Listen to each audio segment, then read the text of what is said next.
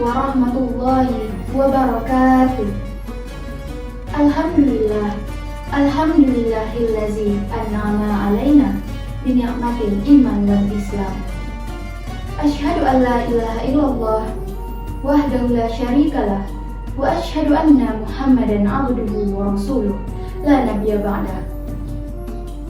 Allahumma sholli wa sallim ala sayyidina Muhammadin wa ala alihi wa sahbihi ajma'in. Amma ba'du.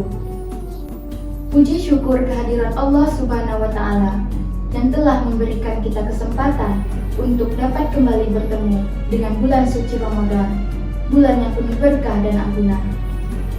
Rasulullah Shallallahu Alaihi Wasallam bersabda, apabila bulan Ramadan tiba, maka pintu-pintu surga dibuka dan pintu-pintu neraka ditutup dan syaitan-syaitan dibelenggu.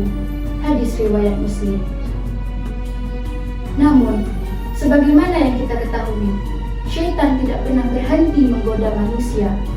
Oleh karena itu, penting bagi kita untuk selalu waspada dan memperkuat diri agar tidak terjerumus ke dalam perangkap mereka. Sahabat MSenda TV yang saya hormati, izinkan saya menyampaikan ceramah singkat saya yang berjudul Menjaga Diri dari Godaan Syaitan di Bulan Ramadan. Tanpa berlama-lama lagi, inilah beberapa cara menjaga diri dari godaan syaitan di bulan Ramadan.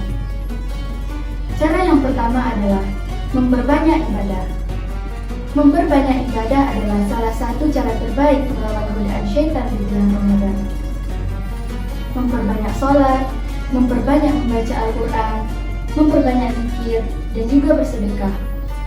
Dengan mendekatkan diri kepada Allah, hati kita akan menjadi lebih kuat dan terhindar dari godaan syaitan. Cara selanjutnya adalah cara yang kedua, yaitu mengendalikan hawa nafsu.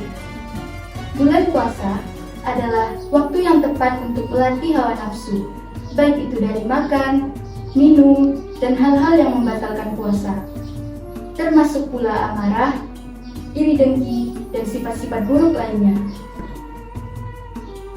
Cara selanjutnya adalah yang ketiga, yaitu menghindari lingkungan yang buruk. Sahabat MSenda TV, sebisa mungkin hindarilah lingkungan yang dapat memicu kita untuk berbuat perbuatan dosa. Pilihlah teman-teman yang soleh-soleha yang dapat mengingatkan kita untuk selalu berada di jalan yang benar. Cara yang terakhir dan yang terpenting adalah menjauhi segala perbuatan dosa. Sibukkanlah dirimu dengan hal-hal baik hingga tak sempat untuk melakukan barang dosa kecil sekalipun. Sahabat MSenda TV yang saya hormati, maka berakhirlah ceramah singkat saya. Semoga apa yang saya sampaikan dapat memberikan manfaat dan menjadi pengingat bagi kita semua. Saya mohon maaf atas segala kekurangan dan kesalahan. Terima kasih atas perhatiannya. Wassalamualaikum warahmatullahi wabarakatuh.